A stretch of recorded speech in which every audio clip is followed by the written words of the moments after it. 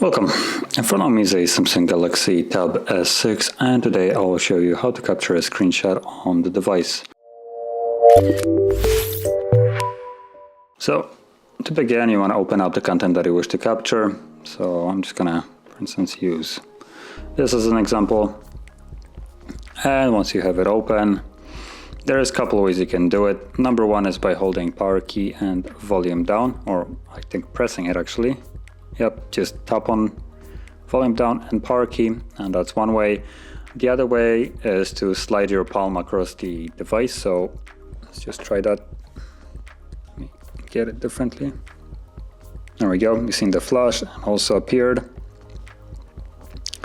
So you basically slide your palm from right to left, and that takes a screenshot as well.